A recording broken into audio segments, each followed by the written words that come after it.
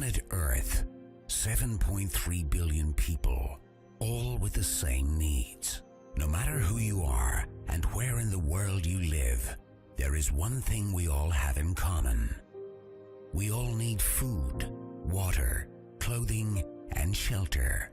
And wherever you go, you have to pay for it.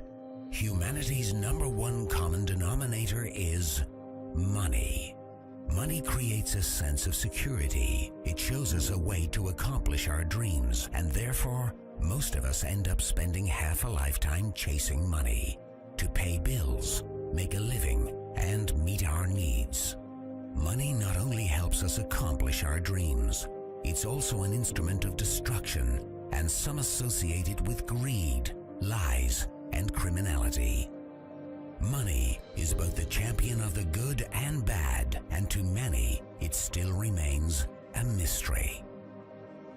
It's a fact that regular currencies today are not backed up by anything but our own beliefs, and central banks globally are holding our future in their hands with a tight grip. Money means power, and this information can truly empower you if you are willing to be open-minded and learn the truth about money.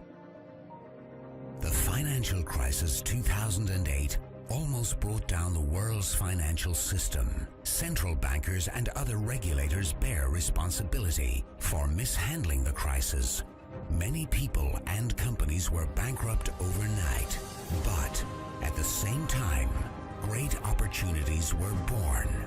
There is always two sides of a coin, and after centuries of economical challenges, we are about to discover that there are better ways.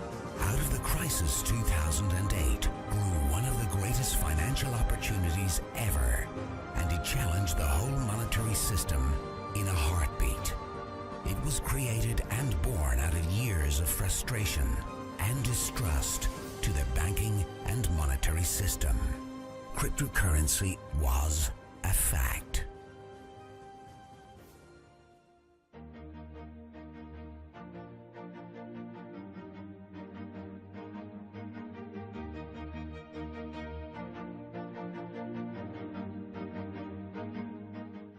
Bitcoin's blockchain was written 2008, and despite criticism by financial regulators, institutions, governments, and media, it had a tremendous increase in value.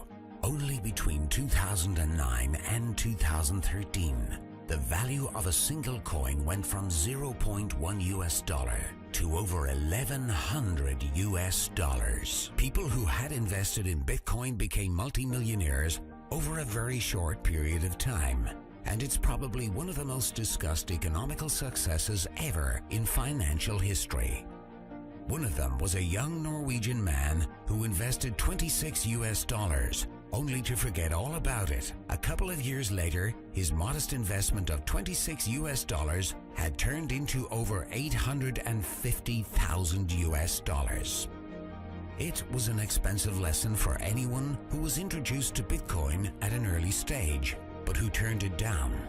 What if new technology allows everyone in the world to be their own bank, free from taxes and banking fees? Cryptocurrency is built on math, technological computer software with a shared code that connects a global network through the internet. But how do we know it can be trusted? Traditionally, we are programmed to rely on trusted third parties like banks, credit card companies, and remittance services as they keep track of the money being transferred from one to another. And we are being charged tremendously for it. We are in the habit of paying big money for something that could be free of charge. Most trust banks so dearly that they think they are solid, honest, and reliable. But what if there are ways that can cut out these middlemen, charging us huge amounts that are cheaper, safer, and faster? While many people associate it with anonymous black market trading, it is actually far from transparent than you may realize. Just think about it. Today you can easily copy and download music and movies online. And cryptocurrency is digital, just like music and movies on internet. So listen closely, as this is key to understanding cryptocurrency. Can you trust that your digital money will not be downloaded as easily as your favorite songs? How can a digital currency retain its value and not be copied online? The interesting thing is that cryptocurrency is not a file on the computer. It is rather an entry in the public distributed database called the blockchain. Let's compare it to today's banks. They keep ledgers of each transaction with a plus and a minus in databases. With cryptocurrency, bank accounts are replaced by an e-wallet where you alone can control it. The ledger of a cryptocurrency is the blockchain.